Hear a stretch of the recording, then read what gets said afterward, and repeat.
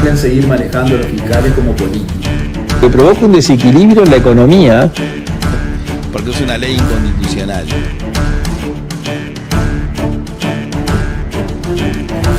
The Norwegian Nobel Committee has decided to award the Nobel Peace Prize for 2025 to Maria Corina Machado.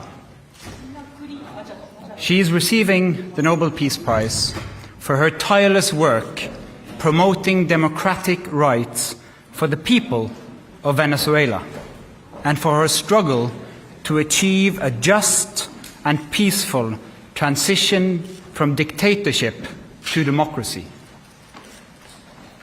As the leader of the democratic forces in Venezuela, Maria Corina Machado is one of the most extraordinary examples of civilian courage in Latin America in recent times.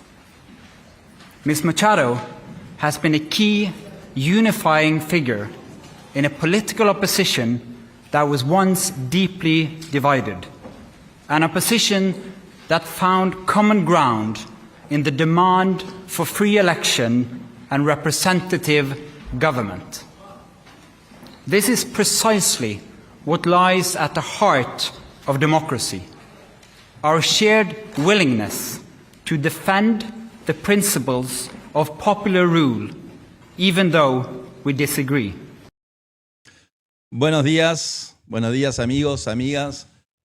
Damos comienzo en este momento en vivo al quinto programa del Espacio Constitucional Ambientalista, viernes 10 de octubre, de los estudios de El Pulsómetro TV, nuestro amigo Horacio, con Javier presente en vivo, nuestro operador, que gracias a él estamos saliendo, y bueno, y mi hija Julieta, que es nuestra productora honoraria, anda por el campo afuera, así que hoy no nos acompaña. Bueno, pero nos acompañan ustedes.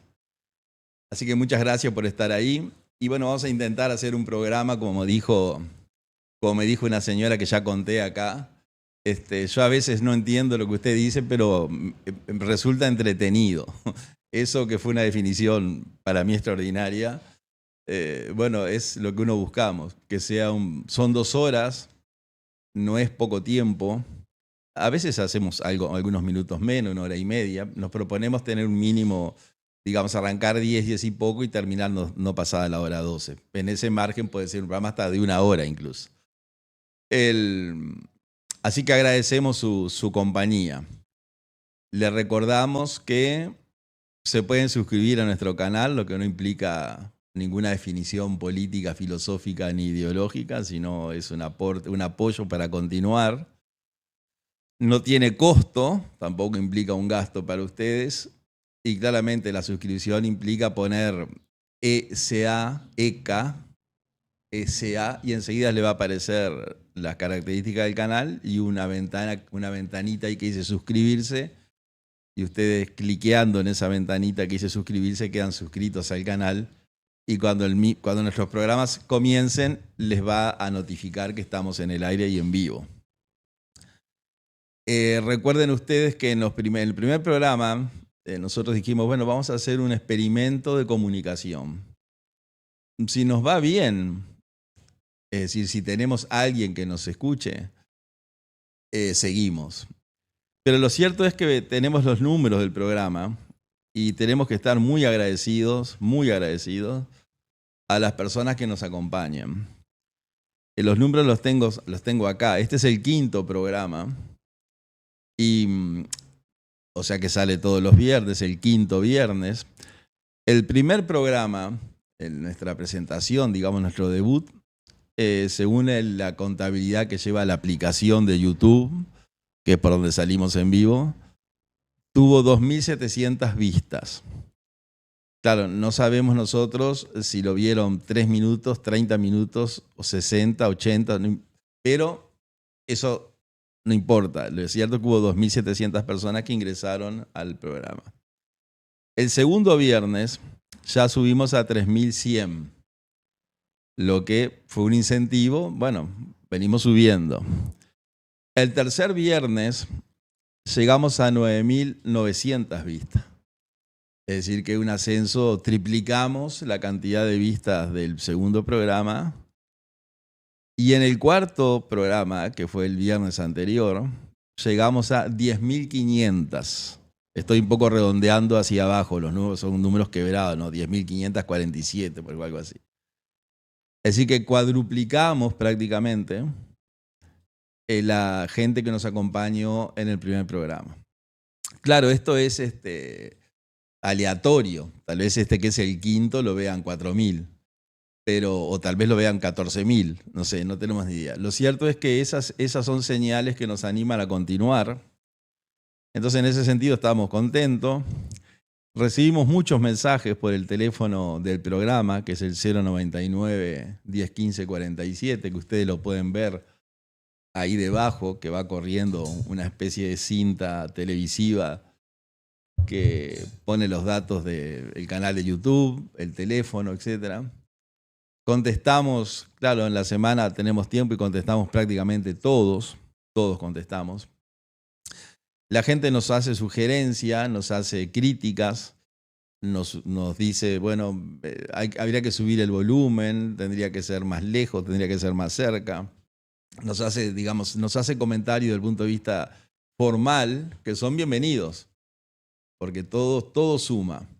Por ejemplo, Juan, que no voy a decir su apellido porque no le pedí la autorización, un amigo productor rural, en un comentario que yo hice en radio, refiriéndome a los conflictos que vamos a hablar hoy, a los conflictos liderados por el PIX-NT y por el Poder Ejecutivo, porque son sinónimos, es lo mismo, digamos.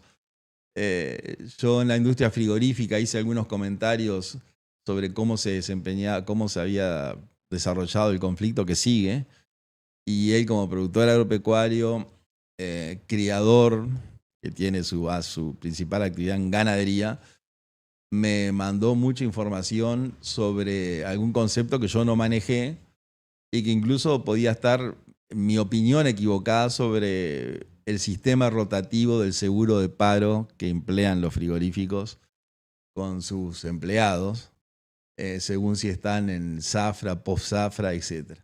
Bueno, claramente una persona que vive de eso sabe bastante más que yo, que ustedes saben que simplemente hago comentarios a veces jurídicos, etc. Pero lo cierto es que, bueno, venimos muy bien, estamos muy agradecidos y bueno, y vamos a continuar. Y si nos sigue siendo bien, en el año 2026, si Dios quiere, como se dice, violando la laicidad, no se puede hablar de Dios, acá sí, acá podemos hablar de todo.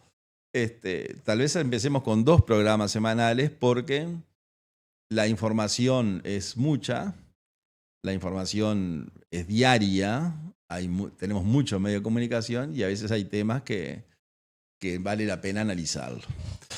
Es decir, que este es nuestro saludo, digamos. ¿Cómo empezamos el programa?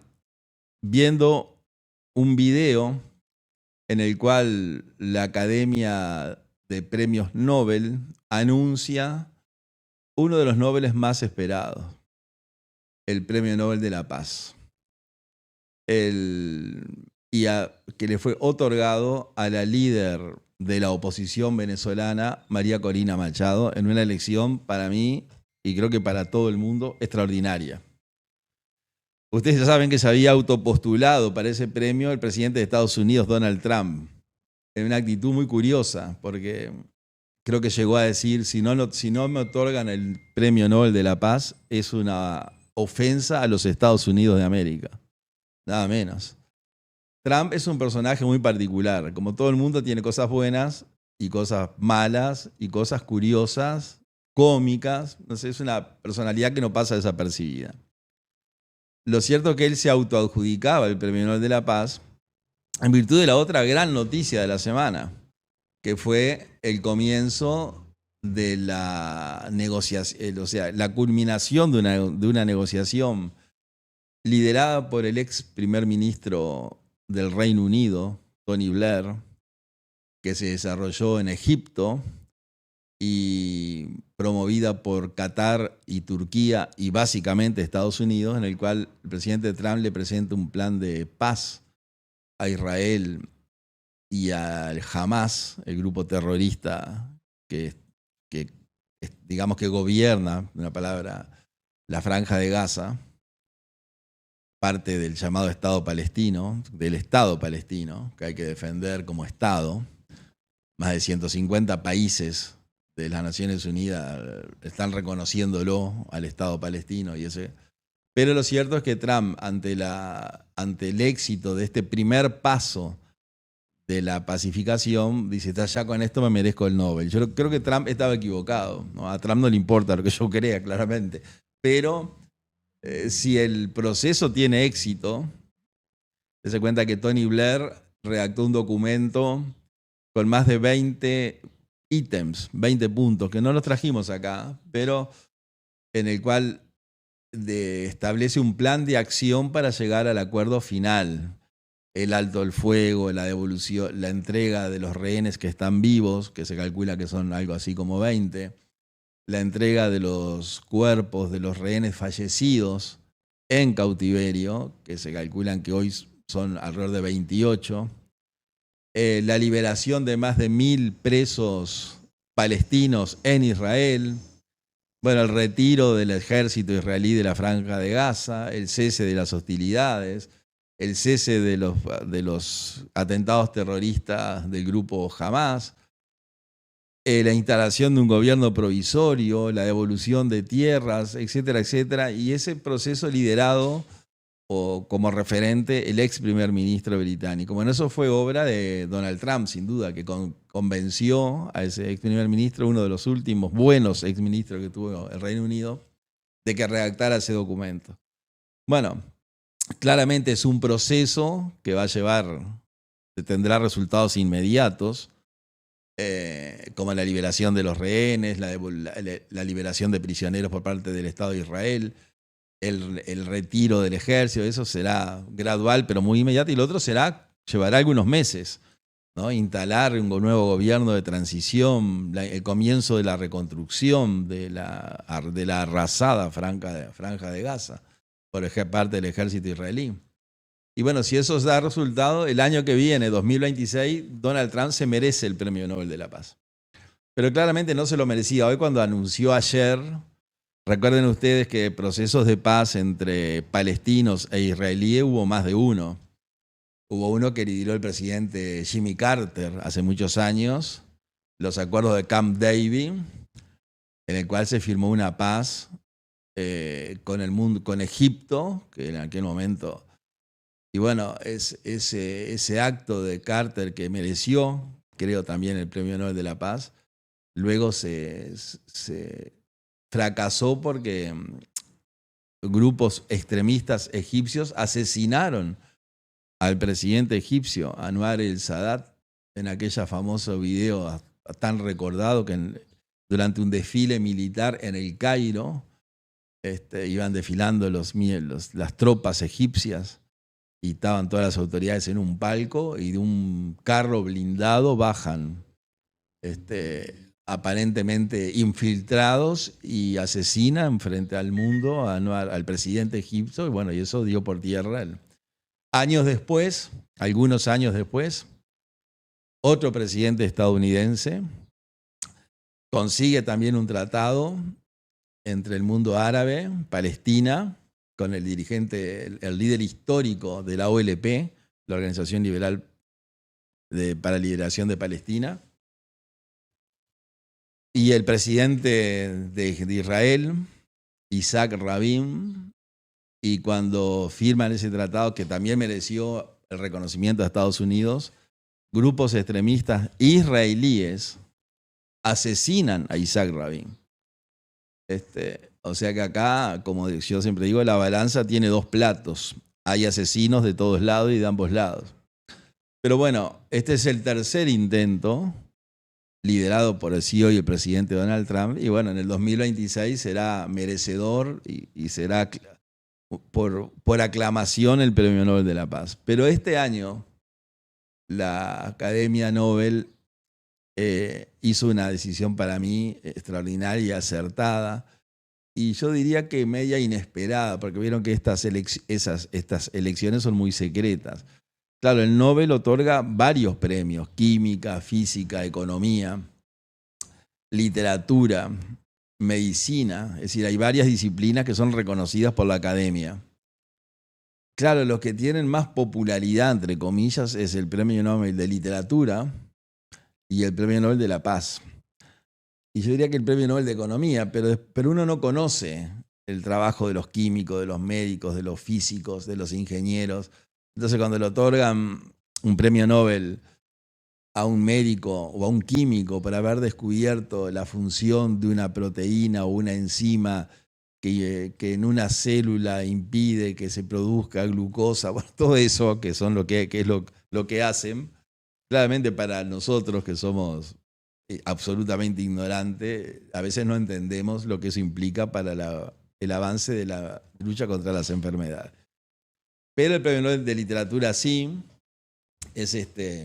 había un filósofo argentino que decía que era un premio poco serio el de los Nobel de Literatura, porque había gente extraordinaria como Borges que nunca lo recibió y gente que nadie sabía quién era que lo recibía. Bueno, eso puede ser una opinión válida, siempre va a haber gente que va a quedar afuera. Pero claramente son los más reconocidos. Y el de la Paz por lo que implica como mensaje. Es decir, es el premio más importante que da hoy por hoy la humanidad a esta actividad.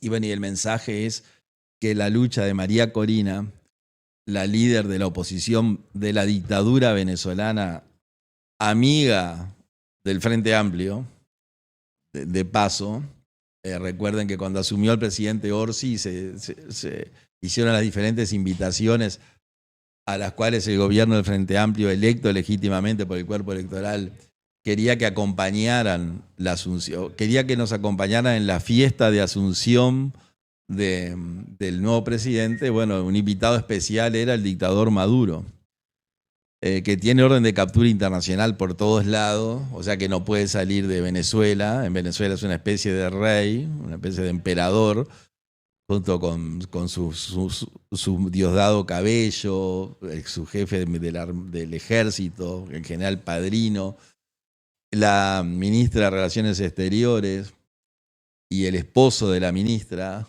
Jorge Rodríguez, es decir, una bandilla de delincuentes que son los que se han apoderado de Venezuela. Perdieron las elecciones por más de 4 millones de votos, unas elecciones que estaban absolutamente preparadas para que la ganara el dictador, como siempre ganan los dictadores.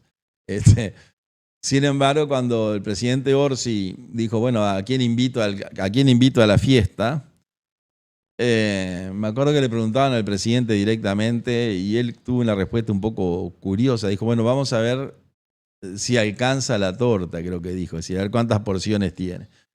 Pero inmediatamente el copresidente Sánchez salió a decir, no, nosotros vamos a invitar al presidente Maduro, primero porque dice es un presidente, a ellos no le importaba que era un dictador, si era un dictador o no, era un presidente.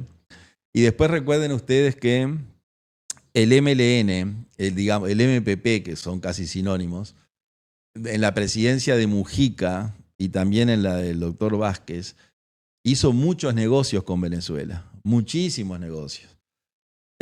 Algunos negocios que enriquecieron a empresarios, a compañeros del MLN y del Frente, y otros que llevaron a la quiebra a industrias uruguayas en aras del enriquecimiento de esos empresarios, seguramente de la dictadura venezolana también, que se habrán llevado su tajada. Basta pensar en la empresa Pili en Paysandú, una de las más antiguas y prestigiosas industrias lácteas del Uruguay, de una familia histórica sanducera, empresarios que sacrificaron prácticamente todo su patrimonio en aras de ampliar su planta industrial por los negocios que el gobierno estaba cerrando con Venezuela y que implicaba una gran exportación de productos lácteos, ¿no? Quesos, mantecas, leche en polvo, etc. Bueno, esa tremenda inversión que hizo esta familia sanducera se llevó adelante, se construyó toda la nueva planta, hubo producción de todos esos se enviaron todos esos productos a Venezuela, pero Venezuela no pagó. Entonces, claro, no le pagó a Conaprole tampoco, que aún le debe. En la gran estafa del gobierno venezolano, promovida por la presidencia del presidente Mujica y el presidente Tabaré Vázquez, que no promovieron la estafa, pero en su periodo de gobierno fue donde se... Bueno, lo cierto es que las empresas lácteas de acá no recibieron el pago. Claro, Conaprole, una de las empresas más importantes del Uruguay, que vamos a hablar del Conaprole y cómo el movimiento sindical la quiere destruir. Él desde hace algunos años no lo ha logrado porque tiene una espalda muy grande Conaprole. Pero, ojo al gol que hoy está al frente en el gobierno. Y nosotros acá tenemos información de cómo el PIC-CNT forma parte del gobierno, está en el gobierno, toma decisiones puntuales. Entonces esa gran producción que no se pudo cobrar llevó a esa empresa a la quiebra. Desapareció esa empresa que nosotros como sanduceros la conocemos desde que nacimos. Y a los empresarios, buenos empresarios de verdad, no como otros empresarios que no ponen nada de su patrimonio, son todos préstamos, les va bien, y si les va mal, no pagan los préstamos, pero su patrimonio sigue intacto o incluso se incrementa, porque la parte del dinero que reciben para sus emprendimientos industriales lo utilizan para su provecho propio. Eso hay una enorme cantidad de ejemplos. Incluso recuerdo una vez yo en una reunión hablando con un integrante del gobierno anterior, del presidente de la calle Pou, sobre algunas franquicias impositivas que se le daban a determinados empresarios. Ellos mismos los encargados del Ministerio de Economía que tenían que dar esas franquicias, autorizar por lo menos, me decían, sí, nosotros tenemos algunos ejemplos de empresarios que le hemos dado franquicias impositivas o le hemos permitido que cierto dinero se invirtiera en determinada y no lo invirtieron y terminaron comprándose autos de alta gama. Bueno, eso pasaba. A excepción de estos empresarios sanduceros, que esa inversión llevó a la quiebra de parte, o sea, a perder parte de su patrimonio, a responder con bienes propios las deudas asumidas y al quiebre de la empresa. Es decir, ese es Maduro. Bueno, María Corina Machado es la que se ha opuesto al dictador y es un merecidísimo premio Nobel y un mensaje a la humanidad. Bueno, la Academia del Premio Nobel reconoce como la persona más importante del año 2025 en la lucha por la paz a la líder de la oposición venezolana. Eso es un mensaje a los venezolanos, es un mensaje a Maduro que está rodeado. Maduro es como una fruta madura, haciendo juego con su apellido. Si no se extrae a tiempo, se cae sola. Bueno, Maduro yo creo que no termina el año. Primero por la presión que le está haciendo Estados Unidos, que va a ser otro eslabón para que el presidente Trump tenga su premio Nobel. Es decir, el presidente Trump puede pasar a la historia como el quien lideró el acuerdo de paz entre israelíes y palestinos o el grupo terrorista Hamas, y quien destituyó finalmente a Maduro cuando nadie lo pudo destituir. Ni el pueblo pacíficamente, ni algunos movimientos internos de Venezuela, ni las elecciones truchas que arregló, ni la OEA, ni la ONU, ni anteriores líderes venezolanos como Guaidó, etcétera, etcétera. Bueno, Trump puede pasar a la historia y esperemos que pase, sacando a Maduro del gobierno por las buenas, es decir, porque Maduro no soporta la presión, o incluso por las malas, porque el presidente Trump ya mandó parte de su flota de guerra, mandó aviones de guerra, mandó tropas que están en distintas zonas en el límite de las aguas territoriales venezolanas, en países limítrofes, en las Guayanas, en Trinidad y Tobago, en otros lugares amigos de Estados Unidos, y no va a ser ese movimiento tan grande de tropas que tiene un costo brutal, helicópteros, submarinos, lanchas de desembarque, destructores, portaaviones, no lo va a hacer para capturar 4 lanchas, como ya capturó, que llevan algunos kilos de cocaína de un lugar al otro y que las hundió y fallecieron todos sus tripulantes. Ese despliegue militar claramente no no está para unir lanchas, está para algo más. Entonces es cuestión de tiempo, solo que antes de fin de año, que ya falta muy poco, vamos a ver la sacada, diría yo, no la salida, la sacada del poder del dictador Maduro, el ingreso del presidente electo democráticamente y bueno, y la restauración de la democracia venezolana que todos estamos esperando con mucho entusiasmo. Por lo tanto, el inicio de nuestro programa fue la presentación de siempre y estos comentarios que queríamos hacer. También les quiero comentar al principio que nuestro amigo Sergio Molaguero es una víctima de los Tupa, del MLN.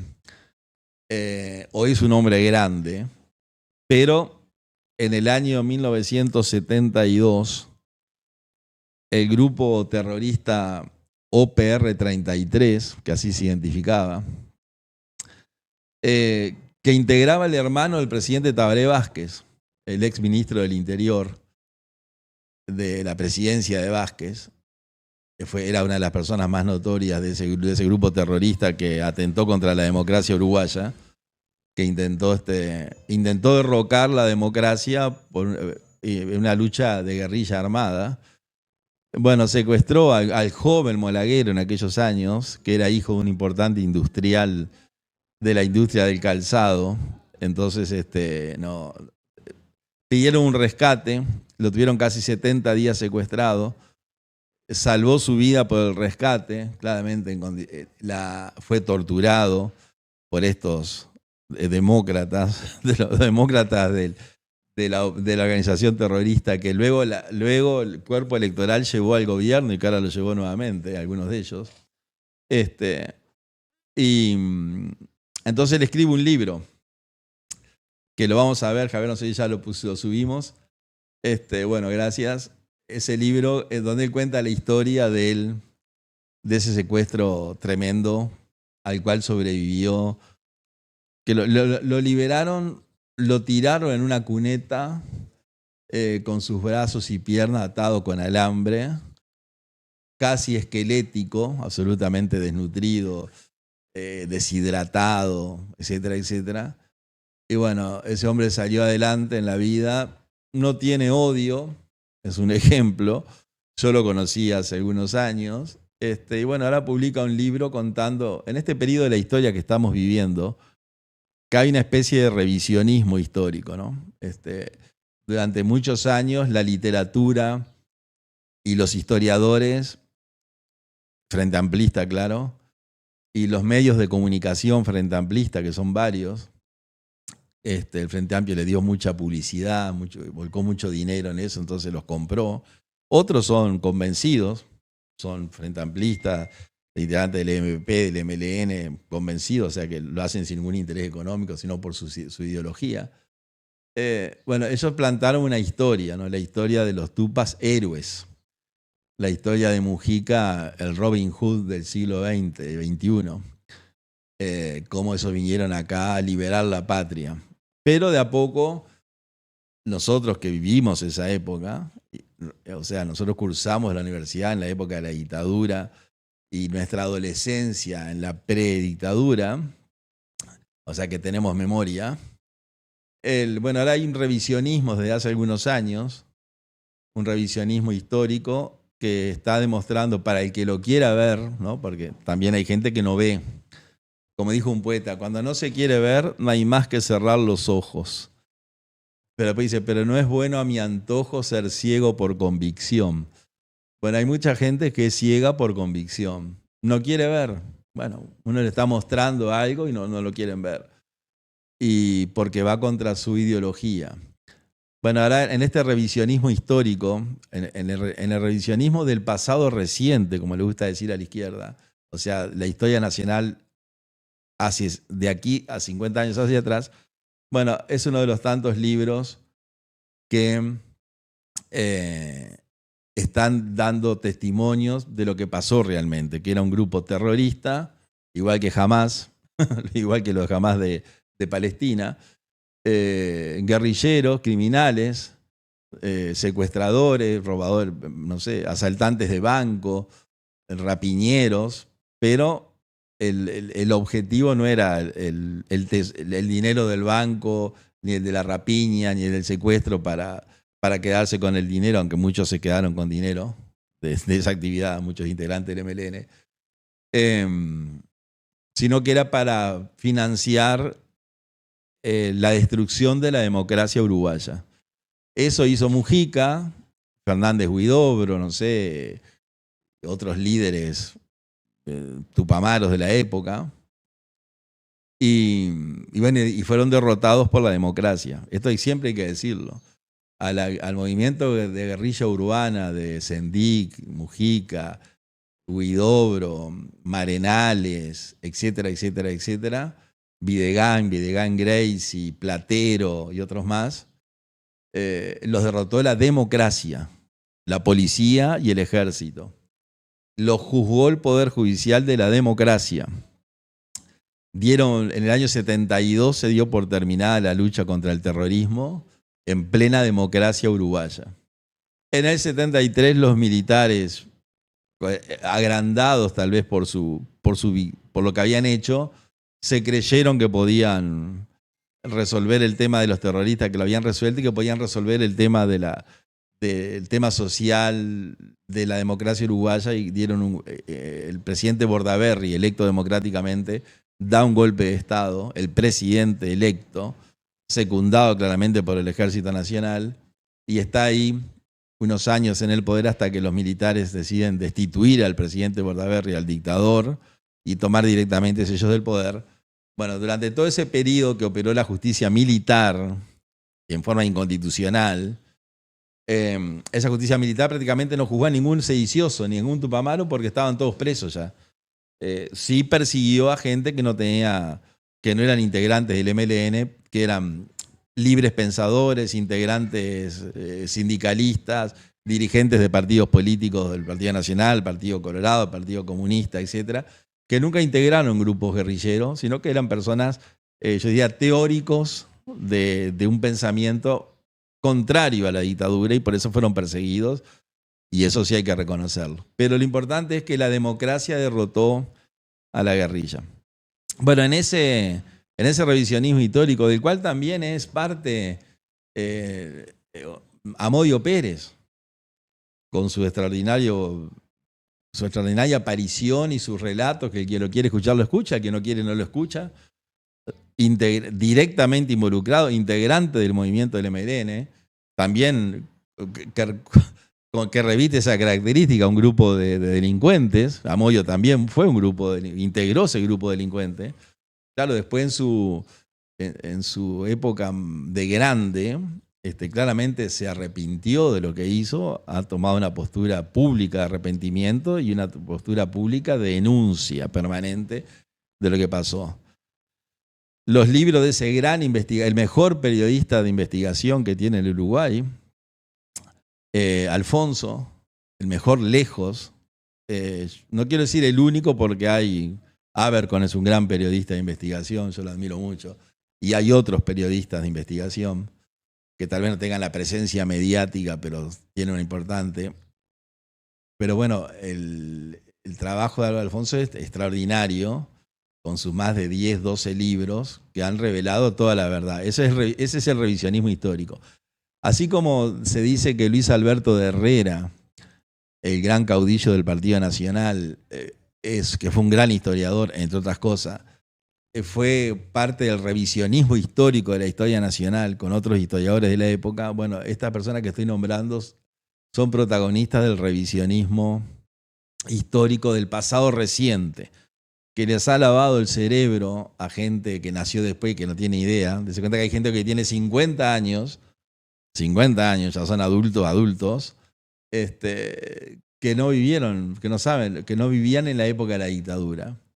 Bueno, esa gente recibió esa formación no solamente de los medios de comunicación y de la propaganda y de los activistas del MLN, sino de los centros de enseñanza, que en sus programas incluían una historia. Bueno, ahora está el revisionismo. Esperemos que ese revisionismo continúe. Y hablando de revisionismo, los quiero invitar, nosotros pasamos de un tema a otro, pero todos tienen relación. Permítanme que... Vamos a compartir, Javier, una publicación que se hizo. Ahora Javier lo va a poner al aire. Yo aprovecho para ir tomando algún mate. Que dice Ciclo de Conferencias 2025. La justicia en debate. Aspectos constitucionales, fiscalías e ideología. Mira qué lindo tema, ¿no? Y los que van a exponer en esa actividad, que es ahora en octubre, el 23 de octubre, a la hora 19:30, en la sala Cuña de Figueroa del edificio anexo al Palacio Legislativo. Es un lugar muy accesible para llegar, con entrada absolutamente libre, y el Palacio no tiene demasiados requisitos, por suerte, para ingresar a su edificio. Es decir, cualquiera puede ir, no hay problema ninguno. Entonces ahí vamos a debatir la doctora Gabriela Fossati, fiscal durante muchos años, el doctor Emilio Micolic, es un gran abogado, Emilio, que se ha encargado, yo diría, en forma bastante frustrante, de la defensa penal de algunos de los militares presos en las, digamos, que se caracterizan como la cárcel de Domingo Arena. Hay más de una, no solamente está Domingo Arena, pero bueno, hay gente ahí de 80 años, 90, que eran porteros, con todo respeto, de batallones, que están presos ahí porque estaban en la puerta. En la época que el gobierno militar cometió crímenes contra personas que murieron estando bajo la custodia del Ejército Nacional. O sea, fueron asesinados por el Ejército Nacional, por integrantes, no sé, la Marina, la Fuerza Aérea. Eso es cierto. Bueno, los causantes de ese desastre, claramente hoy están casi todos muertos y nunca fueron juzgados porque el Uruguay eligió no hacerlo. Pero bueno, en esa revisión, en esa teoría jurídica que el Frente Amplio y el Poder Judicial se afilió, se adhirió, han juzgado gente, y algunos con cierta credibilidad, eran porteros, estaban en el portón del cuartel. Otros, los testigos que dijo Lucía Topolanqui, la expresidenta, integrante del MLN también, Tupamara, que dijo públicamente, a mí me pidieron que mintiera para mandar gente inocente presa, lo que habla bien de la expresidenta, y dijo, no, yo no miento, no, yo no voy a mentir para mandar inocentes presos. Bueno, después la Fiscalía Inconstitucional de Lesa Humanidad, una cosa curiosa, la citó para, bueno, que dijera, díganos quiénes son, así los liberamos, ¿no?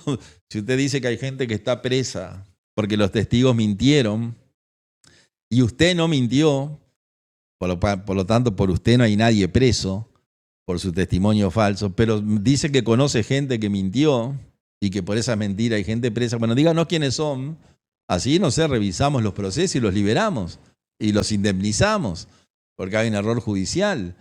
Y procesamos al testigo falso. Traemos al testigo que hizo que esa persona estuviera presa, y bueno, y lo liberamos y lo encarcelamos a él, porque cometió un delito. Pero la expresidenta Topolanqui fue a Fiscalía y no ratificó eso que dijo por la prensa. Entonces, al decir una cosa y luego no concretarla, no se pudo hacer eso, ¿no? Hubiera sido bueno que lo hiciera, pero bueno, es del MLN también. El diputado Carlos Testa, querido amigo Carlos, va a estar también ahí, exdiputado, una persona que es capitán de barco en su vida privada, y tuvo un periodo por el Parlamento, breve como nosotros, efímero. Entramos y salimos rápidamente, tuvimos solamente una legislatura, bueno, son las reglas de juego, nadie se queja. Y él se retiró, o sea, él llegó ahí a esa diputación por un proyecto político que lo quería hacer solamente durante un periodo, lo hizo, ocupó su banca, él enriqueció al Parlamento con su presencia y se especializó de alguna forma, hay que decirlo, en estos temas. Entonces se lo invitó también para que participara. El ex fiscal y senador, el doctor Gustavo Subía, debe ser de las personas tal vez que más sabe del proceso penal, más sabe de fiscalía, porque durante 40 años integró la fiscalía anterior, la fiscalía no ideologizada, integró esta fiscalía que crea el doctor Jorge Díaz, el copresidente. No continúa en la fiscalía en virtud de sus principios, digamos, y su formación. Bueno, se renuncia a la fiscalía, ingresa a la política con una gran aceptación electoral, ¿no? Sale diputado de primera, ni bien se presenta, es diputado con muchos, le sobraron muchos miles de votos que beneficiaron a otros diputados por el conteo que hace la Corte. Y hoy es senador. Bueno, Gustavo va a estar ahí. Yo lo respeto mucho. Y él tuvo yo diría, la generosidad de invitarme a mí para que también hagamos una exposición. Así que somos 4 o 5 personas que hablaremos 15 minutos, intercambiaremos con la gente y daremos una visión del revisionismo histórico que hay que hacer del funcionamiento que dice, digamos, la ciclo de conferencias La justicia en debate, aspectos constitucionales, la fiscalía y la ideología. Así que es un tema, les recuerdo, 23 de octubre, 19:30, Sala Acuña de Figueroas del Palacio Legislativo. Bueno, entre esas otras, quería compartir con ustedes una encuesta. Una encuesta que la fuente mía es el diario El País, es de la consultora Cifra, y El País la publica el 9 de octubre, es decir, ayer. La encuesta, ustedes saben que es un sondeo de opinión pública sobre un tema. Los que saben, que no es mi caso, dicen la encuesta es una fotografía. Hoy la gente opina eso, mañana opina distinto. Y las encuestas se equivocan.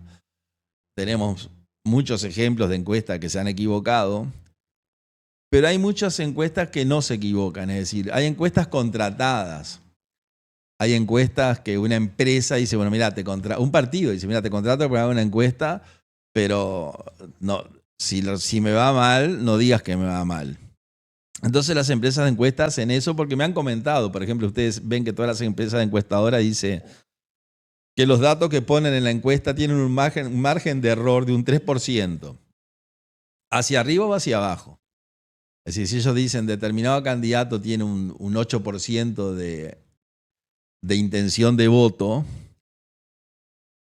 y ponen con un margen de error de un 3%, bueno, ellos pueden poner un 11%, sabiendo que les dio un 8%, y no estarían violando la ética de la encuesta porque ellos saben que hay un margen de error, entonces, pero no es lo mismo tener el 8 que un 11%.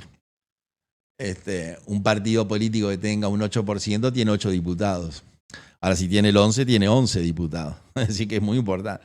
Es decir, que las encuestas, no digo que las empresas encuestadoras no sean honorables, aunque hay algunas que tal vez no lo sean.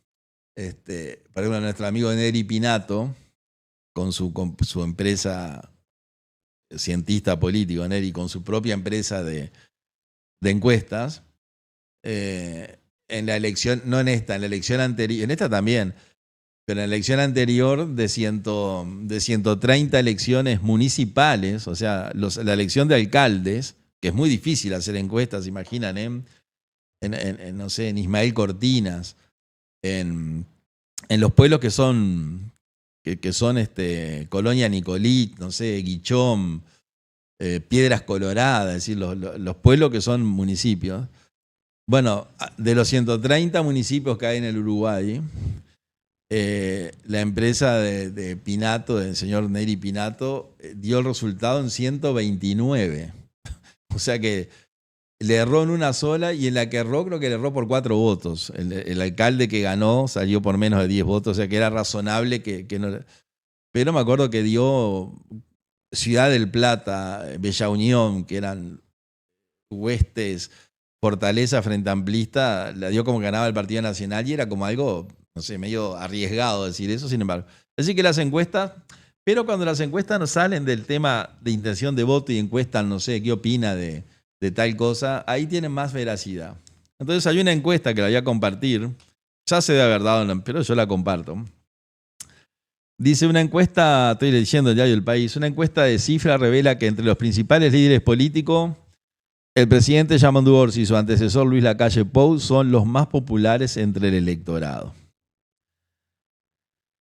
Según indica la encuesta de Cifra, el actual mandatario, Yamandu Orsi, tiene un 58% de simpatía, o sea que cae simpático, no quiere decir que se apruebe su gestión, sino le preguntaron si eran simpáticos o antipáticos. Esa fue la pregunta, no si estaba de acuerdo con el gobierno, porque esas son otras encuestas en el cual le da bastante menos porcentaje al presidente Orsi. Le da algo por encima del 40% de aprobación de la gestión. Pero si le preguntan si es simpático, esa pregunta es, ¿a usted qué le parece? Bueno, el presidente Orsi tiene un 58% de simpatía, un 29% de antipatía, un 12% de indiferencia. Claramente el presidente Lacalle Pou, el expresidente, Lacalle Pou tiene el 55%, le siente simpatía. Esto es simpatía, ¿no? El 36% tiene antipatía y un 8% le da lo mismo. Esos son los líderes políticos, digamos, que tienen una postura que le da un resultado positivo. Si se toma la simpatía, se resta la antipatía y se resta el que le da lo mismo, tienen puntos igual a favor, o sea, va ganando la simpatía. Por ejemplo, al presidente Orsi le da un saldo positivo de más de un 20%, o sea, sumado. El presidente Lacalle Pou tiene un 19% a favor. Después los otros referentes políticos y líderes que fueron consultados tienen una imagen negativa, o sea, de antipatía. Por ejemplo, la encuesta consultó además sobre otros dos líderes dentro del Frente Amplio. La vicepresidenta Carolina Cose y el secretario de la presidencia, que yo le digo copresidente, Alejandro Sánchez. A la vicepresidenta Cose, el 32% del electorado dijo que le tiene simpatía. Acuerden que esto es simpatía. Y el 58% dice que le tiene antipatía. Estas encuestas, no sé, hay que leerlas. Por ejemplo, el presidente Orsi, que tiene un 55% de simpatía, claramente no tuvo el 55% de los votos. Quiere decir que hay mucha gente que no lo votó que le tiene simpatía al presidente. O sea que le parece una persona afable. Y bueno, y el presidente Lacalle, que claramente no participó en las elecciones, pero el Partido Nacional, que podríamos identificarlo con el presidente Lacalle, sacó algo más del 40% en la selección, tiene un 55%. Es decir que este tipo de encuesta es curiosa, yo diría que es bastante interesante, porque la gente dice, mire, yo no lo voto, pero me cae bien. Yo no lo voté al presidente Orsi, pero le tengo simpatía. Y la prueba lo está. Y a la inversa se da lo mismo. Es decir, hay gente que está en la vicepresidencia de la República, como la ingeniera Cose, y dice que el 32% del electorado tiene simpatía, es decir, que son, no sé, 18 puntos menos que los votos que consiguió la vicepresidenta Cose. Es decir, que hay 18% de la gente que lo votó que no le tiene simpatía. Es decir, que esto hay que leerlo así. Bueno, dijimos hacia la vicepresidenta Cose, el 32% le tiene simpatía, el 58% le tiene antipatía. El señor Sánchez, Alejandro Sánchez, secretario de la presidencia, el copresidente, como yo digo, el integrante del triunvirato, el 20% tiene simpatía por el secretario de la presidencia y el 46% tiene antipatía. O sea que tiene 26 puntos en contra, haciendo esa operación aritmética. También se preguntó por el senador del Partido Nacional, Javier García. García tiene el 30% del electorado, le parece que le tiene simpatía, y el 40% le tiene antipatía. Y el 11% le da lo mismo. O sea, es indiferente. Y un 19% tiene una postura, pero no opina. Es una cosa distinta. Por lo tanto, haciendo la operación aritmética, está con 10 puntos en contra de simpatía. Dentro del Partido Colorado, la encuestadora muestra un escenario un poco distinto, porque Pedro Bordaberry es el que tiene más simpatía. Que el otro líder colorado, Andrés Ojeda. En detalle, el 43% del electorado manifestó simpatía hacia Bordaberry, 43%, el 35% antipatía, el 17% le da lo mismo y el 5% tiene una postura pero prefiere no decirla. Sin embargo, en el caso del doctor Andrés Ojeda, el senador, el 32% de los encuestados manifestó simpatía, 32%, el 47% antipatía, un igualismo bastante alto. Es simpático Ojeda, pero sin embargo la gente le tiene antipatía. El 11% le dice que le da lo mismo, ¿no? Y hay un 10% que tiene postura pero no la dijo. Es decir que en el Partido Colorado el líder político más simpático es Bordaberry. En el Partido Nacional es el expresidente Lacalle Pou y en el Frente Amplio es el presidente Orsi. Ese es un dato, digamos, que como complemento de todo lo que venimos hablando. Bueno, 10:59, nos queda una hora y nos quedan temas. Así, Eduardo, te gastaste una hora en temas que no me interesan. Bueno, no sé, nosotros hacemos el cronograma. Si el año que viene, si seguimos teniendo audiencia, bueno, haremos miércoles. Yo estaba pensando martes y viernes para el año que viene, si Javier nos acompaña. Y nuestra productora Julieta también nos ayuda y la otra productora, negocio familiar, Sofía nos da una mano. Bueno, ahora quiero compartir con ustedes un tema. Todo lo que nosotros decimos, no tengo ni que aclararlo, es una opinión. Es decir, nosotros no decimos verdades matemáticas. A veces decimos verdades matemáticas, por ejemplo, el MLN se alzó contra una democracia. Eso es una verdad indiscutible. ¿Por qué? Porque el presidente electo había sido electo por el voto libre, popular y secreto. Entonces, ¿contra quién lucharon? Contra una democracia. Eso es una verdad. Nadie puede decir que no. El golpe de Estado empezó, o sea, la dictadura empezó el 27 de junio del 73, que fue el día que se dio el golpe por el presidente Juan María Bordaberry, que fue el que lo lideró. Eso también es una verdad.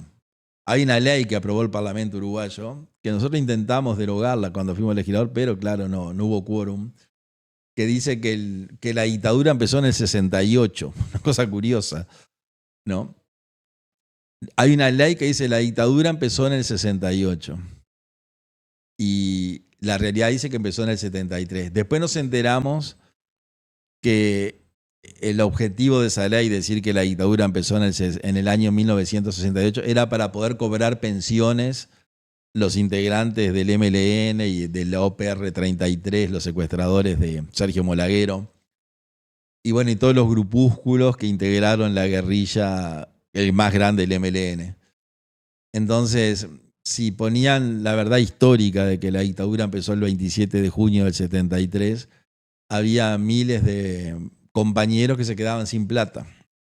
Entonces dijeron, vamos a poner el 68, y como hay otra ley que dice que a las víctimas de la dictadura hay que indemnizarlas, ahí metemos una cantidad de gente y juntamos millones de dólares.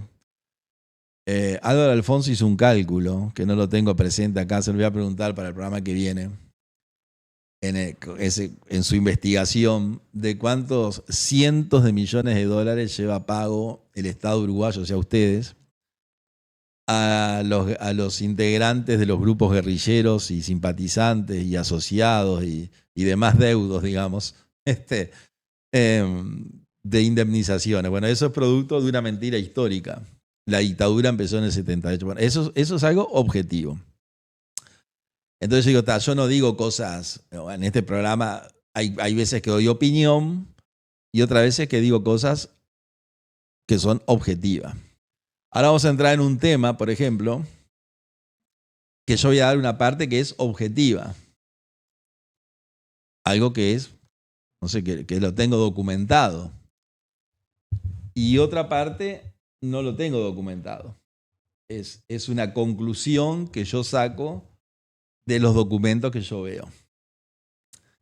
Entonces, ustedes vieron que estos días, ya desde hace algunos días, hay una ofensiva sindical contra los empresarios y contra los empleadores.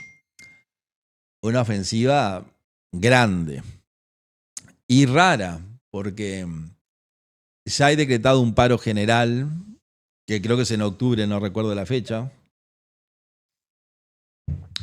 O sea, el PIC-CNT, que está en el gobierno, por eso lo curioso, que forma parte del gobierno, decreta un paro general, que es en octubre, no recuerdo la fecha. Debe ser sobre finales de octubre. Estamos en los primeros días. Y después hay un ataque del movimiento sindical a las principales industrias uruguayas.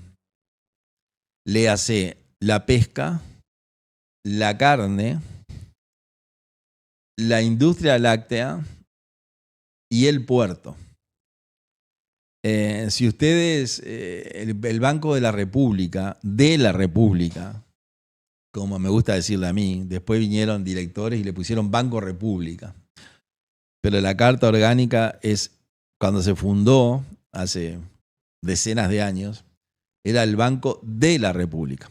Y no es lo mismo ser el Banco de la República que el Banco República. El Banco República es nada, que es el Banco República. Ahora, el Banco de la República, esa palabrita de, es un mensaje. Como los argentinos, ¿no? Ellos dicen Banco Nación. Uno se cruza con argentino, Banco Nación. ¿Dónde vas? Al Banco Nación. Pero la ley dice Banco de la Nación Argentina. Bueno, no es lo mismo ser Banco Nación que Banco de la Nación. Es decir que eso que dice es un nombre. Bueno, pero el Banco de la República todos los años otorga un premio, un reconocimiento a los 10 mayores exportadores uruguayos. Es decir, a las 10 actividades que más dinero hacen ingresar al Tesoro Nacional.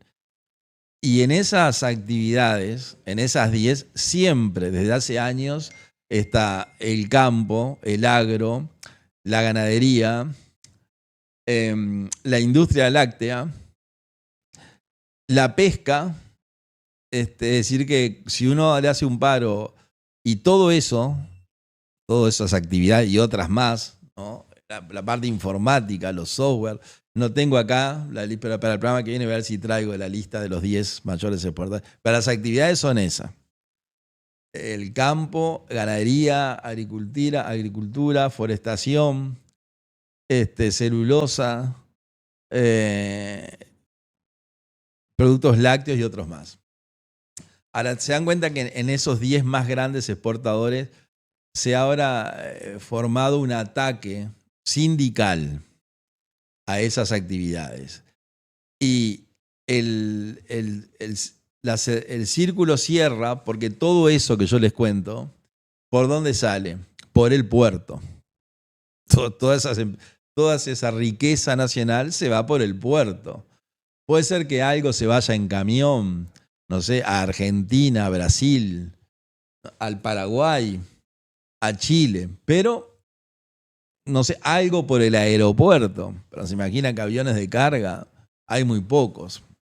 Y la carga que transporta los aviones no soportan tanto cargamento. O sea que la base es el puerto. Es la puerta por donde entra todo y sale todo. Entonces, últimamente, en estos meses, hay una movida sindical contra el campo, contra la industria frigorífica, contra la agricultura, contra la industria láctea y también contra la industria forestal. Es decir, los más grandes creadores de riqueza están con conflictos sindicales. Y la frutilla de la torta es el puerto. Entonces, a nosotros nos llamó la atención, qué casualidad que empezaron conflictos, medios, yo diría, organizados. Y después están los otros conflictos que ya conocemos, los funcionarios públicos, bueno, ahora en época de ley de presupuesto. Voy a decir algo con respecto a la ley de presupuesto, perdón que hago un paréntesis, porque si no me olvido.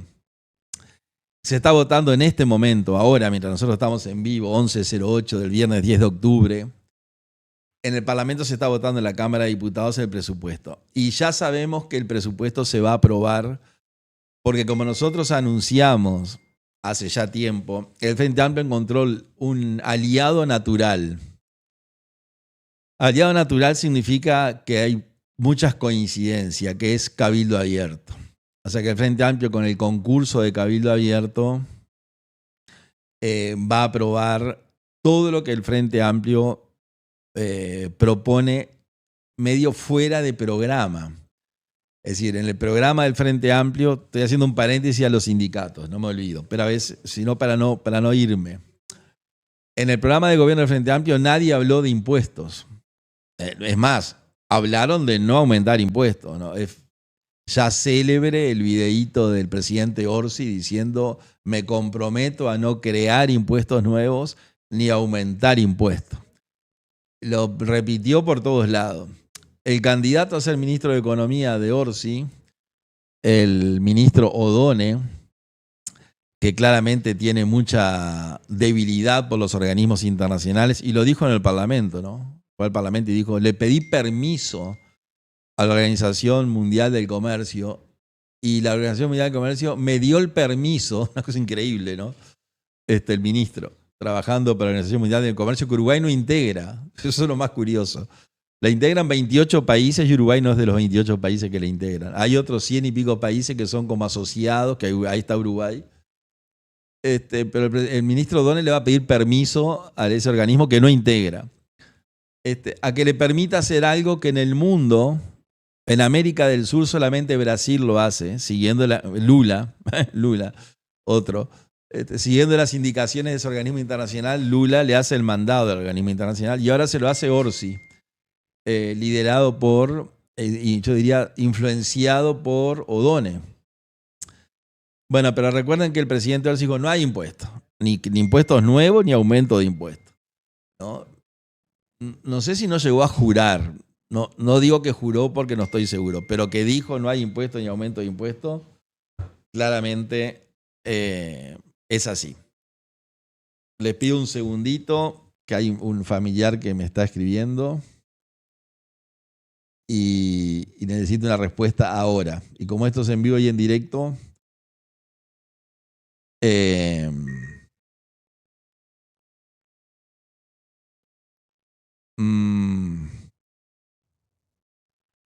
le voy a poner que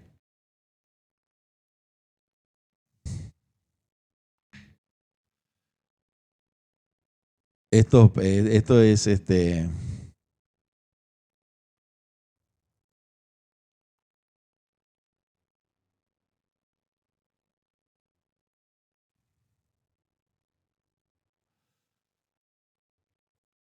tenemos que después vamos a inventar, no sé, alguna música, algún corte.